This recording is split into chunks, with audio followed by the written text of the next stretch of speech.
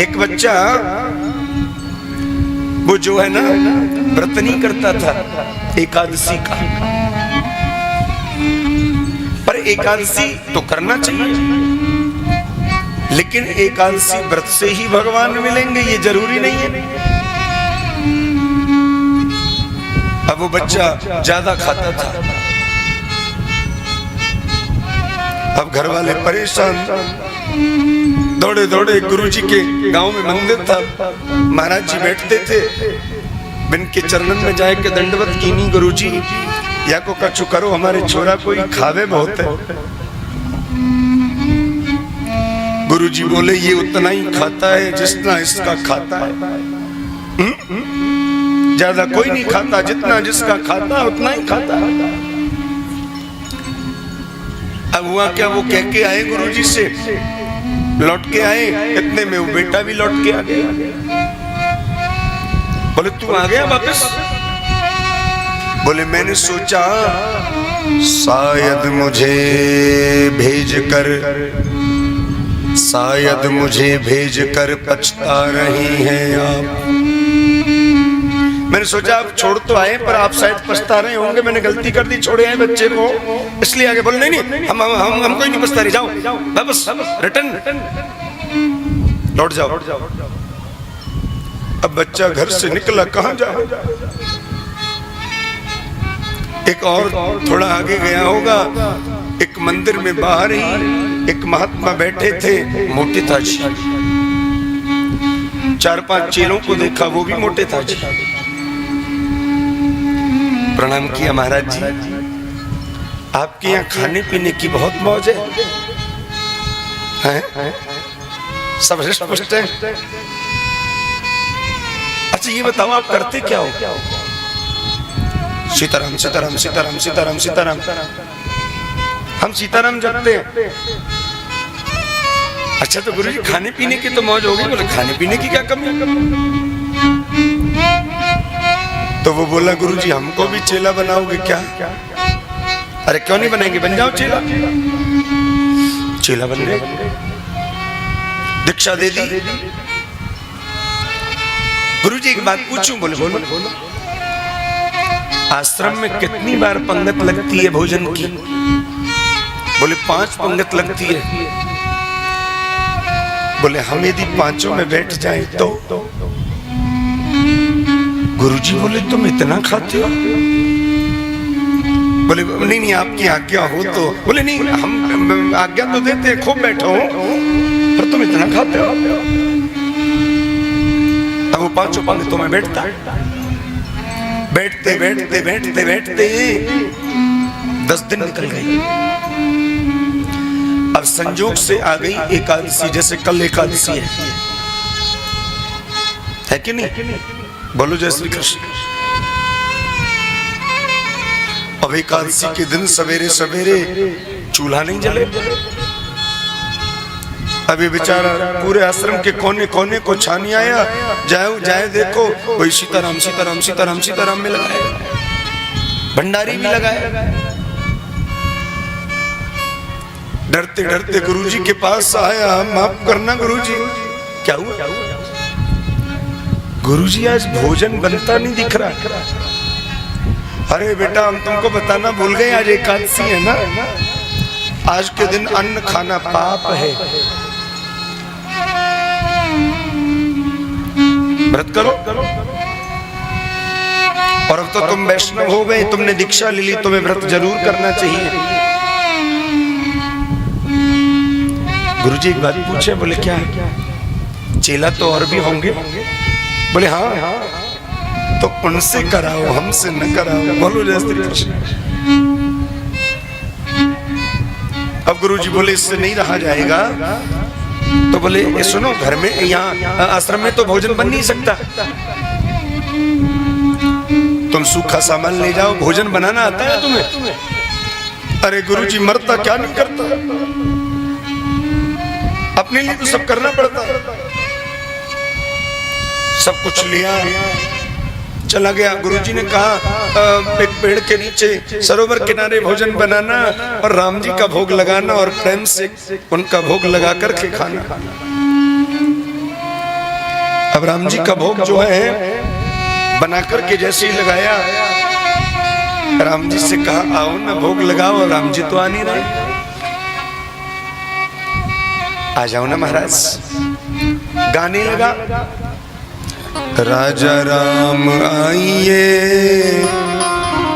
सीता राम आइए, मेरे भोजन का भोग लगाइए, मेरे भोजन का भोग लगाइए, मेरे भोजन का भोग लगाइए।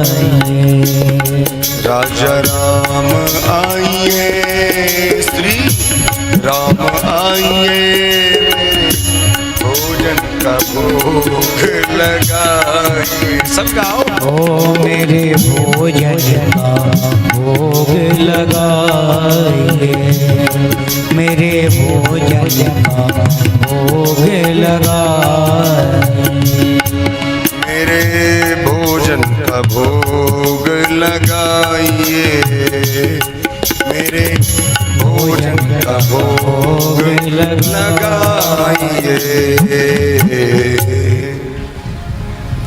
अब राम जी का बहुत कीर्तन किया। 3-4 घंटे बाद राम जी प्रकट हो गए।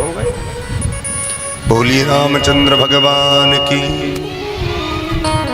अब राम जी प्रकट तो हो गए, पर राम जी अकेले नहीं आए, डबल आए।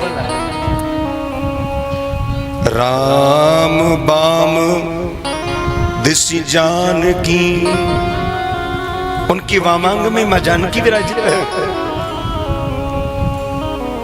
अब इसने देखा, प्रणाम किया, एक बार उनको देखे, एक बार रोटियों की तरफ देखे, एक बार उनको देखे, एक बार रोटियों की तरफ देखे। भगवान बोले क्या हुआ? अब जो हुआ सो हुआ, तुम तो पाओ। बोले नहीं, क्या हुआ बताओ ना। गुरुजी ने तो कहा था राम को भोग लगाना, तुम तो डबल आए हो। तो पूरी एकादशी नहीं तो थोड़ी बहुत एकादशी तो जरूर करा दोगे। राम जी का भोग लगाया, भोजन कराया, प्रणाम किया, स्वयं ने पाया। राम जी चले गए। और राम जी जब जाने लगे तो कहने लगा सुनो, अगली बार थोड़ा जल्दी आ जाना, इस बार तो तुमने आधा दिन भूखे निकाल दिया। बहुत प्रार्थना कर भाई, टाइम से आ जाना। राम जी चले गए। अब फिर एकादशी आई, गुरुजी से बोला गुरुजी वो सामान थोड़ा कम हो गया था, आपने कहा कि वो राम जी का भोग लगाना वो डबल आए थे, थोड़ा सामान बढ़ाइए, व्यवस्था ज्यादा करनी है, डबल की व्यवस्था। गुरुजी ने सोचा है ये भूखा रह गया होगा, वैसे ही कह रहा है, दे दिया सामान। अब क्या हुआ, जाके वन पर दोबारा भोजन बनायो और प्रेम से जैसी कहा राजा राम आइए, सीता राम आइए, मेरे भोजन का भोग लगाइए, मेरे भोजन का भोग लगाइए। राजा राम आइए, कौशल्या राम आइए, मेरे भोजन का भोग लगाइए, मेरे भोजन का भोग लगाइए। अब तो थोड़ा सा कीर्तन किया, राम जी प्रकट हो गए, तुरंत आ गए। चलो बढ़िया हुआ, जल्दी आ गए। लेकिन आए तो सही, टाइम से आ गए, पर एक गड़बड़ी हो गई। राम बाम दिस जानकी, लखन दाहिनी ओर। अब लखन और आ गए संग में। अब तक 2, अब 3 हो। प्रणाम किया, अब उनको देखे, रोटियों को देखे, उनको देखे, रोटियों को देखे। भगवान बोले क्या हुआ? बोले अब हुआ सो हुआ, तुम तो पाओ बस। अरे बोलो ना क्या बात है। एक बात बताओ, गुरुजी ने राम जी को भोग लगाने को कहा था, आप डबल आए पहली बार, अब की बार ट्रिपल। अच्छा एक बात बताओ, ये जो दाहिनी ओर खड़े हैं ये है कौन? बोले ये हमारे छोटे भैया, छोटे भ्राता। अच्छा गुरुजी ये सगे हैं कि लगे लगे पगे हैं? बोलो जय श्री कृष्ण। हाँ सबको लोग भैया बना लेते हैं ना। बोले नहीं एकदम खास, एकदम सगे हैं हमारे। अच्छा अच्छा गुरुजी एक बात और बताओ, हमने भगवान के भोग का ठेका ले रखा है कि भगवान के पूरे खानदान का ले रखा है? अरे राम जी का भोग लगाना है, आप अकेले आओ, प्रेम से पाओ, कौन मना करता है आपसे? आप भी आए अपने पूरे खानदान को ले आए। लखन लाल को गुस्सा आ गया, ले आए ऐसी जगह है, देख रहे हो क्या स्वागत हो रहा है।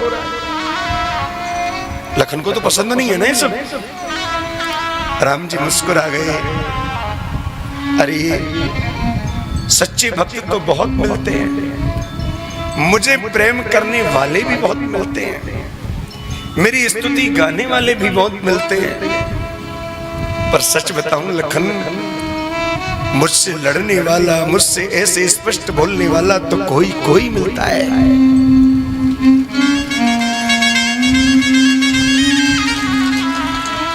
ये वही भक्त है।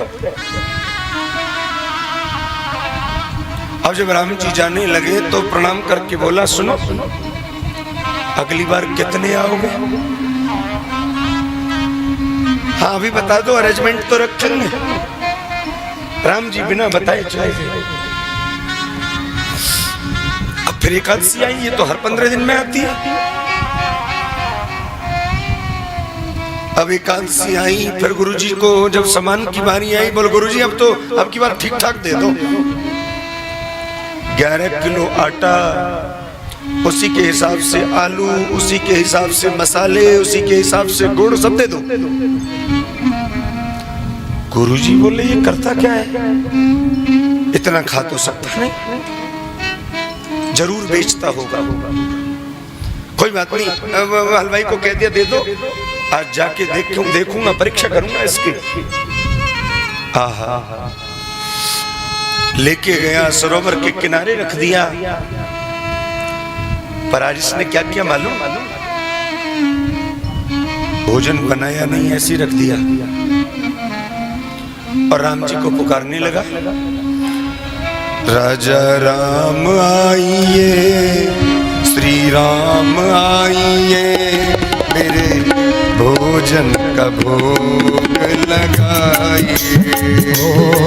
मेरे भोजन का भोग लगाइए।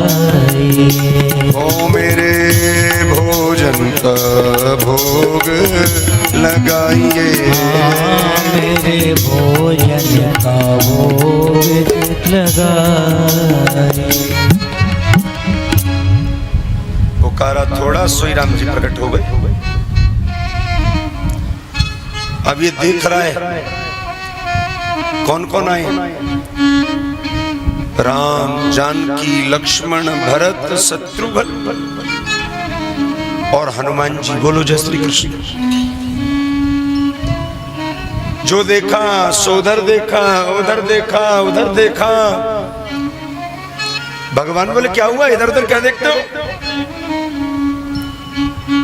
बोले देखते नहीं है, दिखाते हैं। मतलब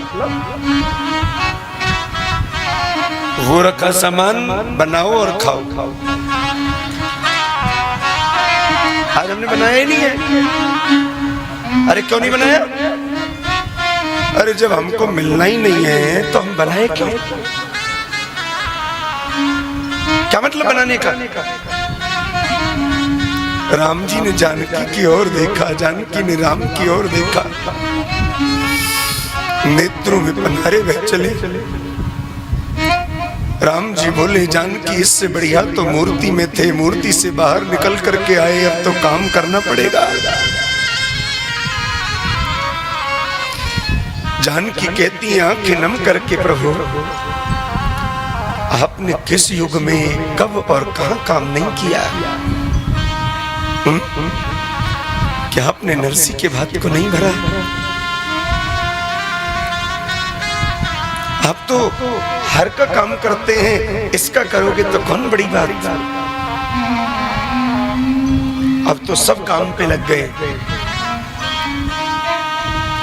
श्री भरत जी भंडारे बनाने लगे, श्री भरत जी भंडारे बनाने लगे, श्री भरत जी भंडारे बनाने लगे, श्री भरत जी भंडारे बनाने लगे, श्री भरत जी भंडारे बनाने लगे, श्री भरत जी भंडारे बनाने लगे, श्री भरत जी भंडारे बनाने लगे, श्री भरत जी भंडारे बनाने लगे, बनाने लगे, बनाने लगे।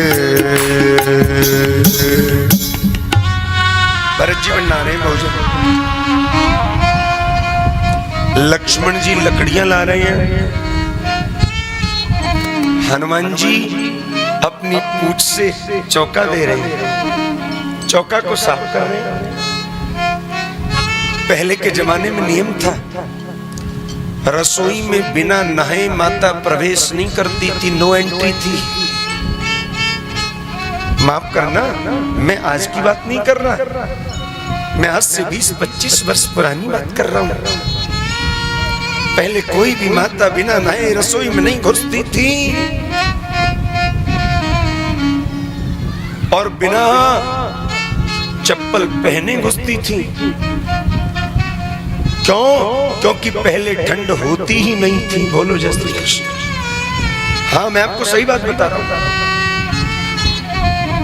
जितनी ठंड अब होती है उतनी ठंड पहले नहीं हुआ करती थी, इसलिए वो चप्पल नहीं पहनती थी। चौका को साफ किया जाता था। मुझे याद है, मेरे परम पूज्य प्रातस्मरणीय परम वंदनीय मूर्धन्य विद्वान अनंत श्री विभूषित शिक्षा गुरुदेव श्री राजवंशी द्विवेदी जी महाराज, जब इनको भोजन बनो करे, मुझे मालूम है हमारी माता जी चौका को बिल्कुल पूछ करके और बिना सिले हुए वस्त्र पहन करके बनाती थी। और जितनी देर गुरुजी का भोजन बनता, कोई चौके में झांक नहीं सकता था, हिम्मत नहीं थी किसी की। सिले वस्त्र पहन करके मनाए। आजकल की तो क्या बोले, बस जय श्री राम बोलो, जय श्री कृष्ण। आप जानो, राम जी जाने।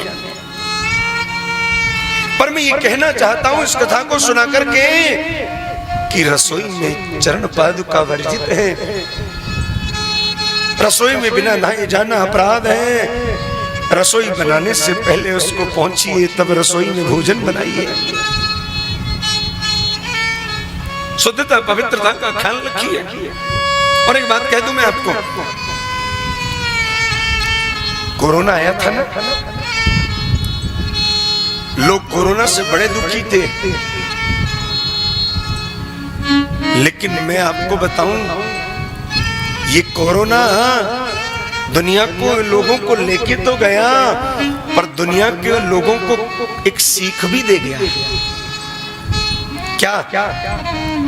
हर चीज से शिक्षा मिलती है, हर व्यक्ति से शिक्षा मिलती है, यदि श्रद्धा हो तो। पहले के जमाने, पहले के लोगों से पूछो, यहाँ बड़े बूढ़े बाबा बैठे,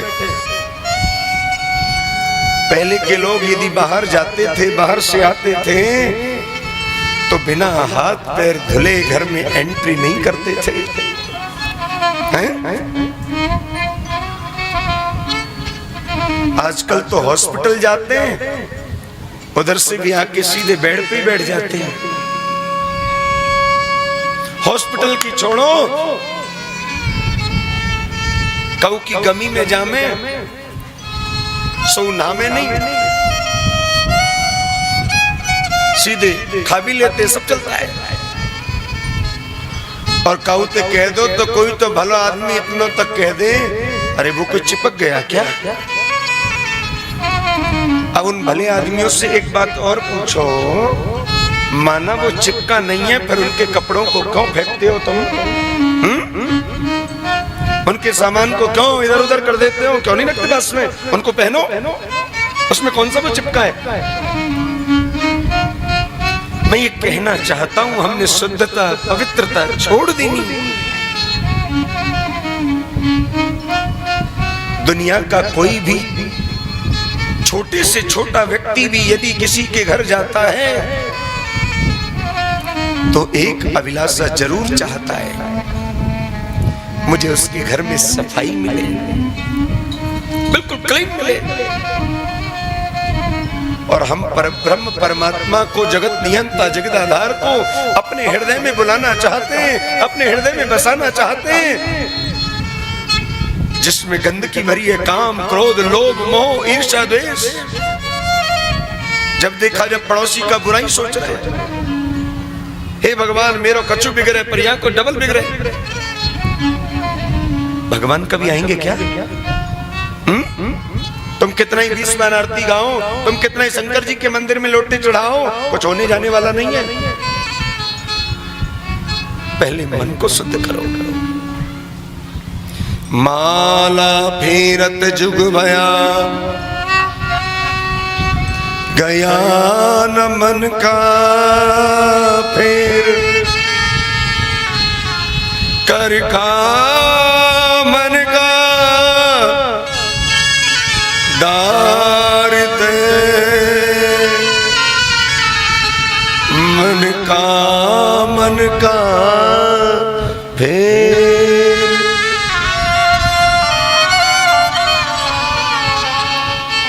माला कब तक? और माला का मतलब कब तक? जब तक ऑटोमेटिक अंदर से नामस्मरण होने न लग जाए। तुम कहीं भी बैठे, कहीं भी कुछ भी कर रहे हैं, तुम्हारे मुख से राम राम राम राम राम राम राधा राधा निकलना चाहिए।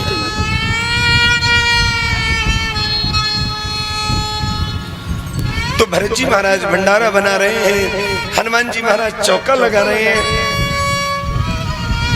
गुरुजी आए देखने। ये एक कोने में खड़ा हो के आंख बंद कर रखा है, सीताराम सीताराम सीताराम सीताराम सीताराम सीताराम सीताराम कर रहे हैं। आंख खोल के देख रहा है काम हो कर रहे हैं कि नहीं। सब लगे भोजन बनाने। गुरुजी आए, रामदास जी क्या कर रहे हो? भोजन ही बना रहे? गुरुजी भोजन बनाने वाले लगे हैं। कहाँ लगे हैं? बोले जिनको आप कहते थे ना राम जी का भोग लगाना, सब वो जो थाली पड़े पड़े खाते ही थे, आज से मैंने सबको काम पे लगा दिया, आज से सब काम करते। गुरुजी बोले ये बोल क्या रहा है? गुरुजी मैं सही कह रहा हूं, आप ही बताओ, कलयुगी प्राणी भी बूढ़ा क्यों ना हो जाए पर कुछ ना कुछ काम तो वो भी करता है। आजकल के बड़े बूढ़े और कुछ ना करें तो बालकन को खिलावें कि नहीं हैं? और ये खाते ही रहते थे, कुछ करते नहीं थे, मैंने सबको लगा दिया काम पे। अब गुरुजी देख रहे हैं, गुरुजी को दिखाई नहीं दे रहा। कहां कौन काम कर रहा है दिखाओ ना। आधा हाथ जोड़ करके रोने लगा, हे दीन बंधु दीनानाथ,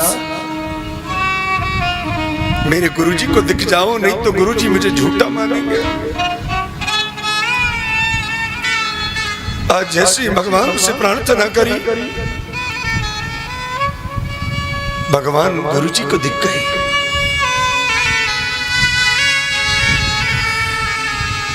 आज जैसे गुरु जी ने परात्पर श्रीमन नारायण के पूरे परिवार का दर्शन किया, नेत्रों से पनारे बह चले और इस बच्चे के जो भोजन भट्ट था, भोजन करता ही था, उसके चरणों में साष्टांग लेट गए। आज तक सुना था सच्चा गुरु मिल जाए तो भगवान का दर्शन कराता है, पर आज इन आंखों ने देख लिया यदि सच्चा शिष्य मिल जाए तो शिष्य ही गुरु को भगवान से मिला देता है। ये है भक्ति।